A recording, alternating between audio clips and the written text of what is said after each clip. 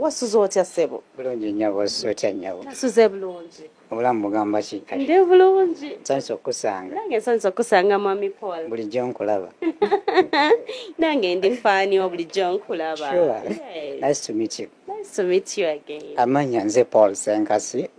Ennaku zino ndi muweereza nagattako eri okuweereza. Mu Kereziya. Kereziya. Era nga mpeereza mu Christ King Parish. Wano wakati mu kibuga. Era nebaza Katonda nti nange nina akatono kengatta. Amiina. Ku mulimu gwa Kereziya. Amiina. Okay, olunaku olwaleero mu wiiki eno tuli mu kubeera nga tujaguza celebrating abantu abaliko obulemu obw'enjawulo. Olunaku olwaleero y'ensonga lwaki tukukyaliddeko otubulire ku mboozi yo ate ggwe byali bitya tubulire bwe wali okula embeera yabeera ng'etya ewaka oli mwana wa kumeka gwe first born gwasembayo tutandikira awo. Okay, nsaba okutwala omusa guno kwebaza Spark TV ne NTV nti muli bankizo mu bulamu bw'abantu abalina kye bagezezaako okwekolamu era twebaze Katonda nti omukutu gwammwe bwe guli era gulondobayo abantu abalina kye bagatta ku ggwanga. N'omulundi ogwasooka ensi teyasigala kyekimu. Nzaalibwa e Busibo, abamanyi e Busibo esangibwa mu Kyazanga mu Lwengo district. Omwami n'omukyala Jumba be bazadde bange abanzaala kati mu budde bwe butyo nzaalibwa mu mwaka gwa 1987 nga bw'omanyi abaana mu mbeera y'emu bakula nakula bulungi myaka nga 3 okubasunirako akatono myaka 3 awo ne obulamu ne bukyukamu ne ntandika okuba nga bwe ndi. Obulamu bukyuka butya ku myaka 3 byatandikirawa walwala byali bitya? Lwakya lumu ekimbe ne kinkuba n'endwala ngenda okuwira nga mugongo gwe gusinga okunnuma not until wavaayo akantu akaali kazimbye kavaamu nga kagenda kazimba gye baazuula oluvannyuma nti lyali bbango. Kati time obudde ne bukyuka nentandika kubeera kutambulira wansi awo luvaawo sibyali byangu mboozi nnene mpaka bazadde bo bamanyirawo nti bbango. Actually mu mboozi yasooka nti balowooza nnyo nti oba lyali ddogo kati mu mbeera bwetyo ne batayanguwa kubaako kye bakola until bwe natuuka ne mbagamba you know what tugende n'ekiro kasita obulamu bugenda weebuli. Bwe watuuka n'obagamba nga wenkana otya kubanga otugambye nti mu myaka 3 bwe byatandikira olwo gwe bagamba otya nti tugende n'ekyo? Nali mpezezza emyaka nga 7 awo. Omwana w'emyaka 7 n'agamba bazadde be nti tugende n'ekyo? Nze obulumi bwali bumpitiriddewo kubanga nti mesadi gye baakozesanga okuntreatinga eri nakyo oba loko yali esinga n'obulwadde obunnuma. Kati ne mbagamba bakikolanga baki? Wabangawo omukyala bwe bantwalako saidi zeyo ebuyamba kati ye ng'alina eddagala lyasiiga mu kigere n'amala n'akulinnya ku mugongo bw'ati nga gwebase wansi. So the pain was so much. Ne mbagamba we can't go further. Ne tukita. Kati nabo ne banvaako nange ne mbeerawo kati. Bw'olekerawo treatment waterera pain neeterera. Nate anti waliwo omukyala gwe nali mbagambyeko eyajja n'atandika okumpisa mu gundi okunkwasa omuggo okuddamu okuyimirira kifuba bamuyitanga Veneranda Omukama yamutwala. Kati bw'atandika okunkwasa omuggo kifuba n'okutandika okuddamu okutambula byannuma for the first week naye bwe twamaliriza ne ngenda nga mmanyiira mpola nga nange nnyumira byenkola. Kati with time ngenda okulaba nzeemu okuyimirira. Kati bwe natandika okuyimirira n'angamba bantwale ku ssomero. Kati sooka tuwulyeko ng'omwana aliko obulemu ewaka wakula embeera yali etya? Waliwo abalala baganda babaliko obulemu oba bazadde bo baliko obulemu byali bitya? Actually wakati wali muntu alina bulemu. Bw'olaba bato wange actually muto wange addaze wano oyinza okukaana nti muto wange kozi yanzira kwategwa 2 nze nabufuna nzekka. Ekirwadde kiri ekyajja waka mirimu gyo gyabangawo maama mwagalako kimu nti mu buzibu bwe nali mpitamu ate alina n'emirimu emirala gyanjigiriza okukola kati ng'okufumba nfumba buli kika kya mmere. Irindako nga omuzadde yenna omulala omwana we bw'abeera ng'alina obanga mulwadde obanga aliko obulemu yajagala okubeera nga amusympathizing amukwatibwa ekisa. Mami teyakwatibwa kisa n'emirimu walinga ogikola ewaka? Nalina okukola mu budde obwo lwaki nti emirimu giri gyanyambangako omubiri guno okusigala nga guzannya. Kati nga bwe kuba kuwaata nsobola okutuula wansi ne mpaatirawo, bwe kuba kusaanika nsobola okusaanika emmere ne ngisiba bulungi n'omunyige ne ngifumba ne ngisitula ne ngiteeka ku kyoto. Kati emirimu egyo kwoza bintu kufumba mmere buli kika kya njawulo mbyekakasa bulungi nabikolera nnyo ewaka so tebaabinzigyamu. Kyeseetabaamu nnyo kwali kulima. Obudde obusinga nabwo bubeeranga waka nga bo bagenda ku nnimiro basanga ate emmere eyidde. Ofumbye? Nga nfumbye era nze simanyi mmere simanyi. Digobe. Okay, tukobyewoko ate wano kumpimpi nti ate ku university wakola kozi ki ku university byokola leero bye wasoma ku campus? Kati ate munaye atulaba nti byenkola kati si bye nasoma. Bwenva Nakateete nasaba Bachelor of Industrial and Fine Art kuba mwalimu designing biki bwe bityo yemu ku course gye nali ntaddeko nga nsabye.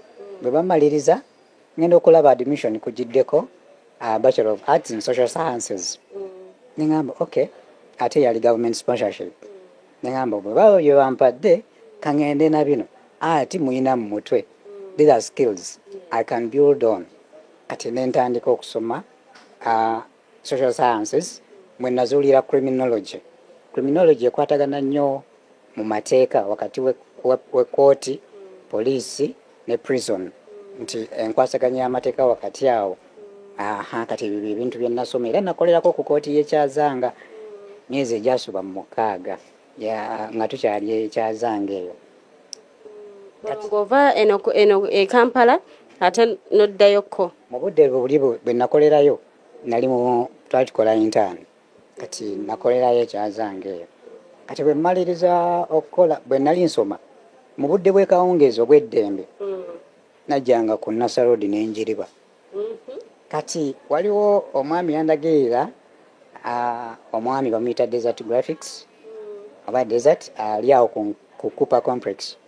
Nangamba gendayo bye tubadde tukola wano kuba mu vacation nakolanga nnyo printing naye oli bamuyita Miro wekyazanga.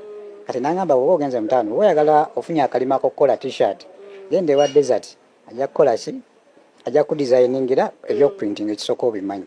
Kati nange nga nzijjaawo nga nkolera artwork nga nange bwe nzira mu lumu yange lecture ziwedde natandika kuprintinga era n'ezimu ku ngoye ze naprintingira mu lumu yange awo. Ono omwami Barry Francis lwe yafa ezo engoye zakola ku mukolo gwabwe nze naziprintinga mu lumu yange.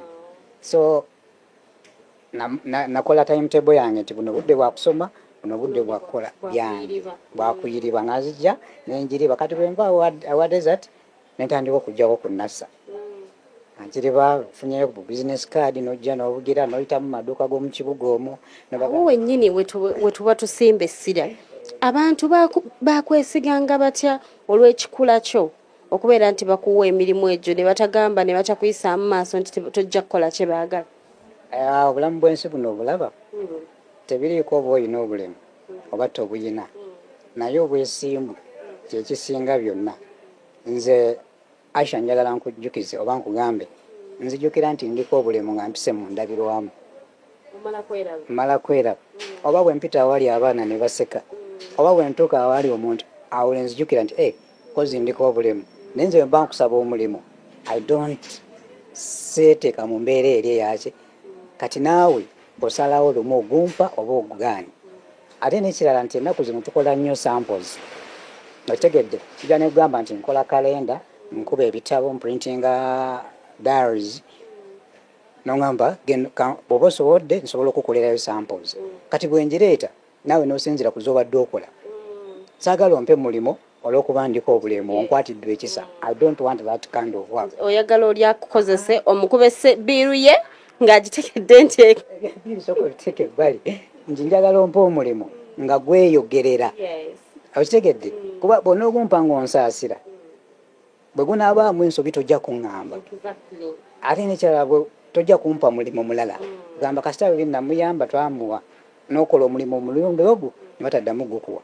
Okay, kakati tubulireko challenges kizofuna naddala ku guno omulimu gw'okola okolera wakati mu kibuga wakati mu bantu ab'enjawulo okwasaganya otya emirimu gyo n'abantu abakuliraanye?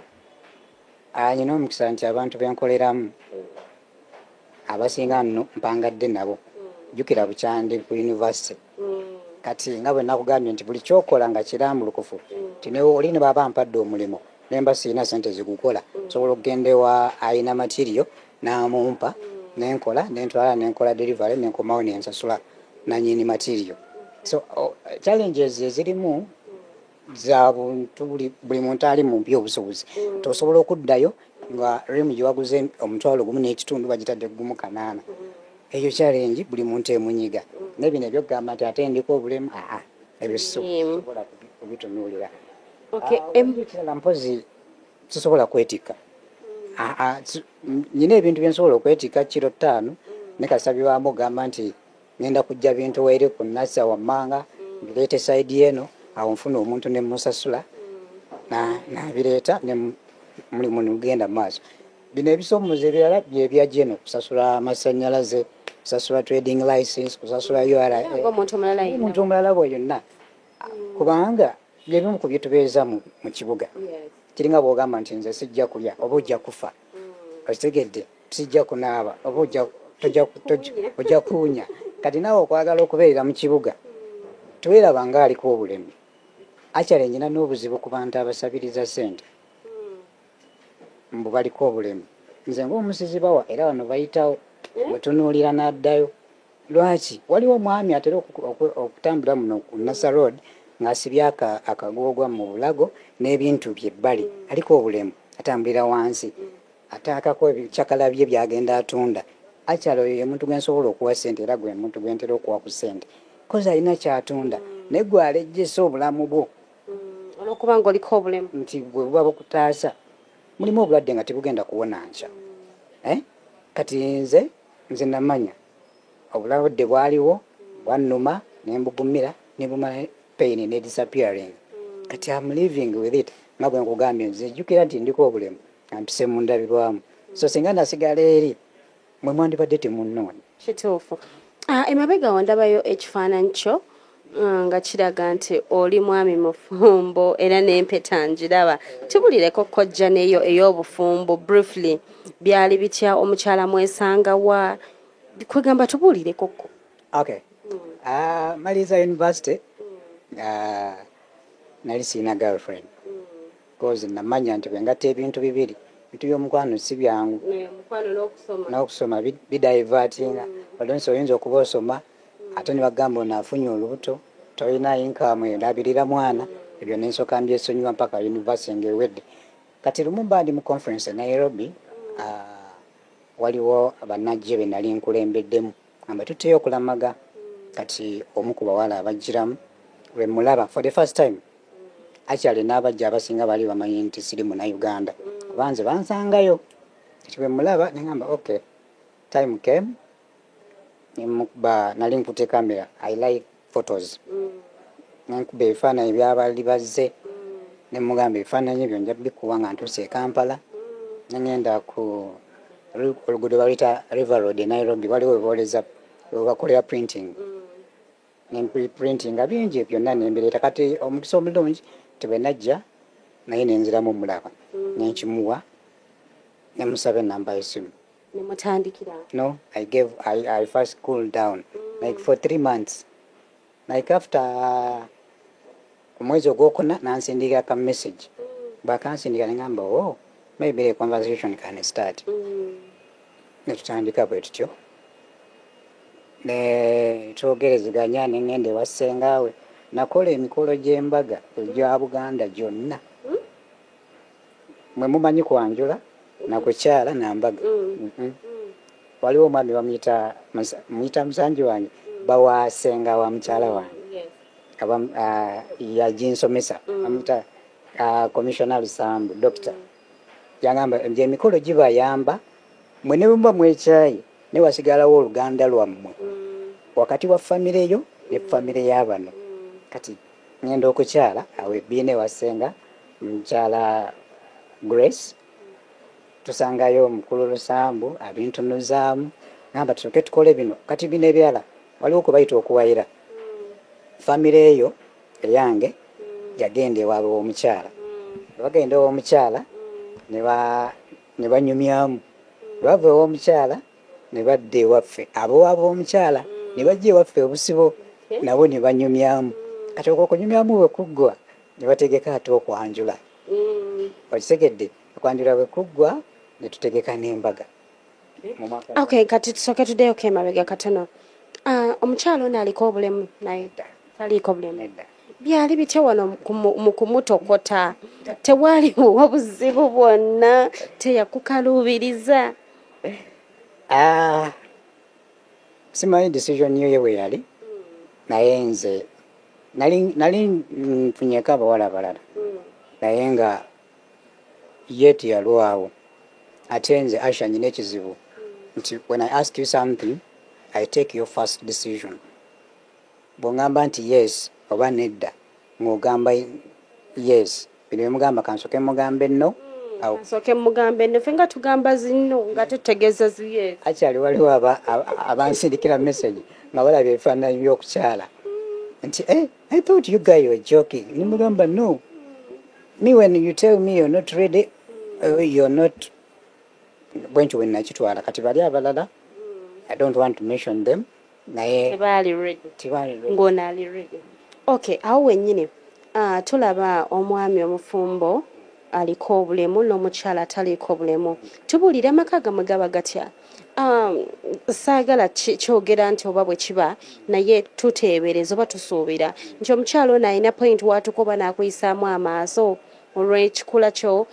Nkyogera kusinziira ku stories zeefunyeko ez'abalala. Ewuwo kiri kitya? Ewange byanjawulo mukko. Byanjawulo ddala. Nga bwe nakugambye bwe twatandikidde nti mu byenkola byonna mbikola nga seetunuulidde ng'aliko obulemu. Lwaki? W'onoosabira esente zigula emmere tonsaba sente. Nze nkimanyi waka wateekeddwa okubaawo emmere. Okola duties zo omusajja z'omanyi. Kati sinzira ku ezo bw'oba olina ebirala by'oyagala gwamanyi byemalire naye nga bino basics weziri. Mukulu Senkasi Paul obudde bwo buntwalaganya wabula nga tumaliriza njagala obeeko obubaka bw'owa naddala eri abantu abo abaliko obulemu ku mibiri gyabwe naye nga beemalamu amaanyi mu kifo ky'okukola basabiriza kuba waliwo abantu abaliko obulemu naye nga bubaganya okubaako kye beekolera. Briefly nga tumaliriza. Nsaba mu mwaka gwa 2014 Kereziya yampita mu conference yali e Munyonyo. Ekitongole bakiyita Uganda Episcopal Conference okukiikirira abantu abaliko obulemu mu mbeera yeetyo. Naye mu lukiiko olwo nayimira ne mbagamba mwalimu bakibishopu ab'enjawulo aba Lubaga, Namirembe ne Namuŋoona. Mbagamba bano abantu bano be musiba ku Kereziya ne ku makanisa mwe mubaleetera okuba kye bali. Naye singa mubagobawo ne bagenda bebalemaza omuntu bw'akeera okwebaka natabako kyakola n'omubiri gukula munafu. Kati bano abantu bajja ku makereziya ku mizigiti ne mubamanyiiza okubawa 1,500 omutwalo munnaye eyo gufuka mulimu tabako kyalowooza kirala. Munnaye waliwo n'abamu bakwatira essente ng'osobola omukwatira obukadde 2 abeeko kyakola n'azirya n'akumawo akole ki kubanga baagufuula mulimu. So nze nandibadde ngamba bano abantu gye mukoma okubongera ssente okubawa ssente mubalemaza okujjawo ng'olabye nti ekizibu ky'alina kyetaaga ddwaliro oyo osobola okumutwala n'omujjanjaba. Naye kasita aba nga bya bulijjo nga bano be tulaba mu kibuga nze nandisabye beggyemu embeera eyo batandike bapambane. Ate ne KCCA naye njebaza kozi bwesanga omuntu aliko obulemu ng'alina kaatunda ebbali ku kkubo tebamugoba. Kati weebuze lwaki oyo ye tebamugoba gw'ate gwe oyagadde ogenda okusabiriza. Okay, tweyanziza nnyo mwami Senkasi Paul okubeera nga osobodde okusharingako naffe emboozi yo olunaku olwaleero era nga tuli basanyufu nnyo ffe nga ba Spark TV program naddala Spark ku makya tukwagaliza amakya amalungi. Okay, bwetyo bwe tukoze olunaku nateera olwaleero nze bampita Ashanabs Poloti etaliiko nkayana nga bwe twabagambye tuli mu kubeera nga ate munange tujaguza oba tucelebratinga abantu abaliko obulemu era nga munange tulina stories ez'enjawulo ez'abantu ab'enjawulo. Bwe ntyo nateera bwe nkoze olunaku olwaleero mbaagaliza amakya amalungi tujja kusisinkana olundi Spark ku makya tuba tusimbudde mweraba.